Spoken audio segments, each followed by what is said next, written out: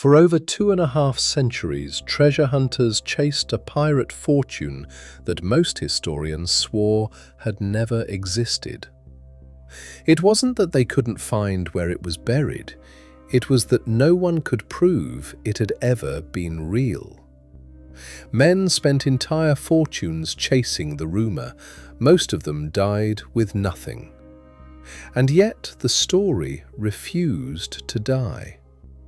At the heart of it was a single ship, a pirate vessel called the Whydah. They said she carried enough gold and silver to make kings uneasy.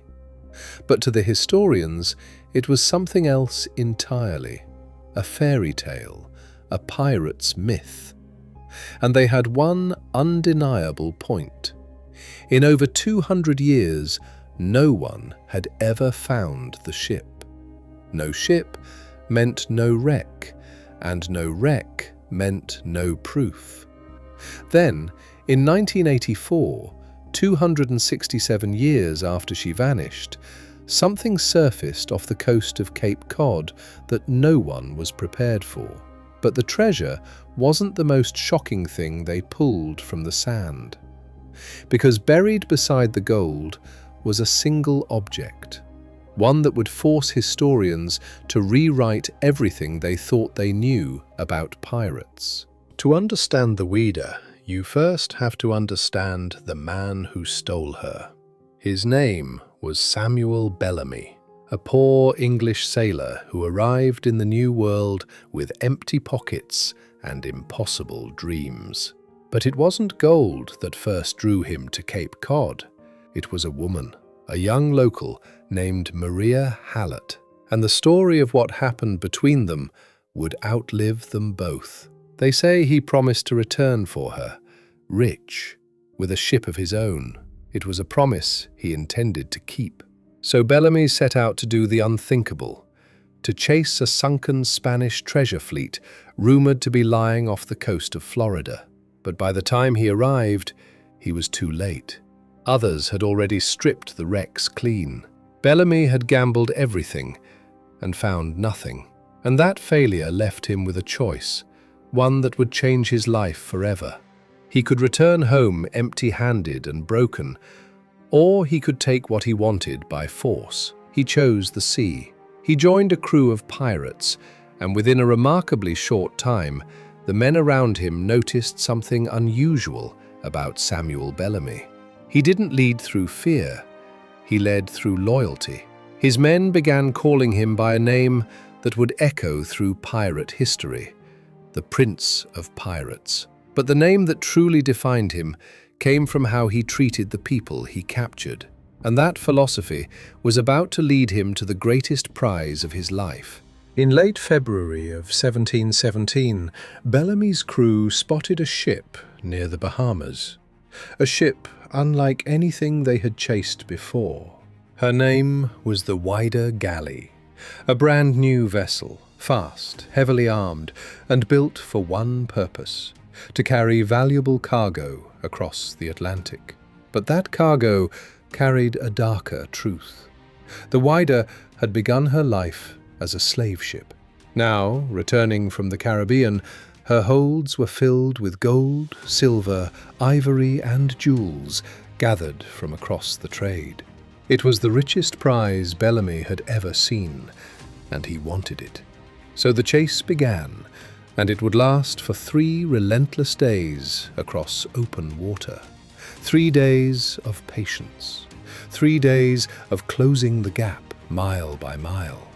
And then, finally, they were close enough. Bellamy fired a single warning shot across the Whydah's bow. Then he waited to see what her captain would do. What happened next revealed exactly the kind of pirate Bellamy truly was. The Whydah's captain, a man named Lawrence Prince, surrendered without a fight. And Bellamy did something almost no one expected. He spared every life aboard.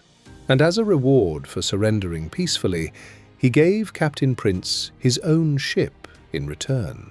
It was mercy, but it was also strategy. Because now Samuel Bellamy commanded one of the finest ships on the Atlantic. The Whydah was his. He was 28 years old and at the height of his power. He had no idea he had only weeks left to live. With the Whydah now his, Bellamy turned his ship north toward Cape Cod, toward the woman he had promised to come back for, Maria Hallett. He was no longer the penniless sailor who had left her. He was coming home rich and powerful, exactly as he'd vowed. But the sea had other plans. On the night of April 26, 1717, as the Whydah neared the coast, the sky began to turn. This was no ordinary storm. It was one of the most violent nor'easters the coast had ever seen. Winds screamed past 70 miles an hour. Waves rose like mountains in the dark. The crew fought to steer away from land, but the storm was winning. In the darkness, they never saw how close they truly were to the shore.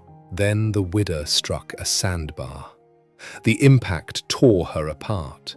The mast snapped, the hull split open, and the treasure spilled into the sea. In minutes, the richest pirate ship in the Atlantic was gone. Of the 146 men aboard, only 2 survived. Bellamy was not one of them. He died just miles from the shore where Maria was said to be waiting, so close to the promise he'd crossed an ocean to keep.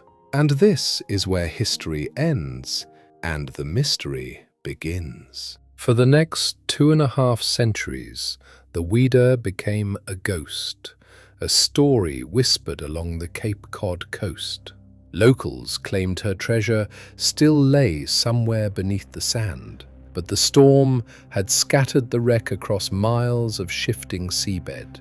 The sea had hidden her well, and for 267 years she stayed hidden, until one boy grew up hearing the legend and refused to believe it was only a story. His name was Barry Clifford, and the tale of the lost pirate ship would become the obsession of his entire life. Most experts told him the same thing. The wreck was a myth, and even if it was real, it could never be found. But Clifford had found something the skeptics had overlooked, an old map drawn from the words of one of the storm's 2 survivors, a map that hinted exactly where the Whydah had gone down. It pointed to the waters off Wellfleet. So in 1982, Clifford began to search. Day after day, his team dove into the cold, murky water, and day after day, they found nothing. Weeks turned into months. Clifford had sunk his money, his reputation, and his name into a wreck no one else believed existed. Then, in 1984, a diver noticed something strange on the seabed. A cluster of dark, fused lumps, concretions, sand and metal cemented together by centuries underwater. They hauled one to the surface, and when they cracked it open, gold coins spilled out, Spanish silver, pieces of 8, coins that had not seen sunlight in over 2.5 centuries. It was treasure, real, undeniable treasure, but it still wasn't proof. Plenty of ships had sunk off Cape Cod. To prove this was the Whydah, Clifford needed her name. And in 1985, the sea finally gave it to him, a ship's bell. And after careful cleaning, an inscription emerged across its surface, the Whydah Galley, 1716. It was the moment everything changed. The legend was real, and Clifford had found it. The Whydah became the first pirate shipwreck in history ever to be authenticated, the only one ever found. Over the years, more than 200,000 artifacts would be pulled from the sand. Cannons, pistols, coins by the thousands, even the crew's personal belongings. But one discovery stopped the entire team cold. Inside one concretion, they found a small leg bone, a silk stocking, and a single child's leather shoe. The bones belonged to a child, no older than 9 years old. His name, historians believe, was John King. and his story forced the world to rethink what it thought it knew about pirates. According to accounts from the time, John King had been a passenger on a ship Bellamy captured, and the boy begged to join the pirates.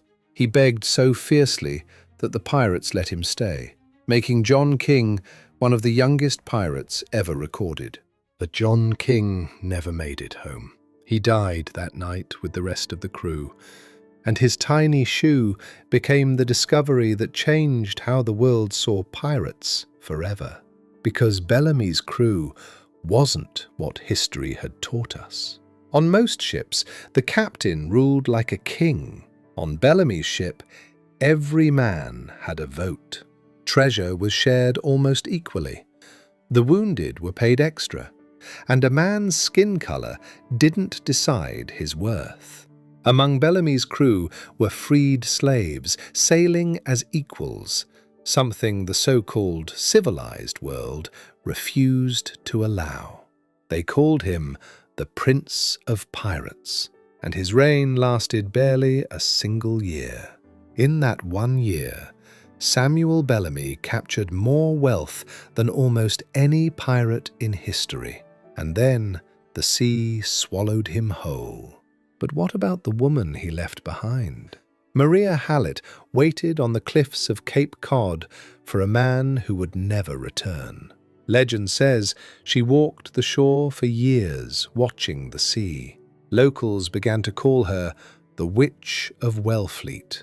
Whether she truly waited, or whether grief turned to myth, no one can say for certain. Today, over 200,000 artifacts have been recovered from the Whydah. But here's what most people don't know. The vast majority of Bellamy's treasure has never been found. It's still out there, scattered across the ocean floor off Cape Cod, waiting. The pirate fortune historians swore had never existed was real all along. The Whydah proved them wrong. And it remains the only authenticated pirate treasure ever discovered. But the ocean is full of ships that never gave up their secrets, vessels that vanished, fortunes that were never found. And somewhere out there in the dark, they're still waiting to be discovered.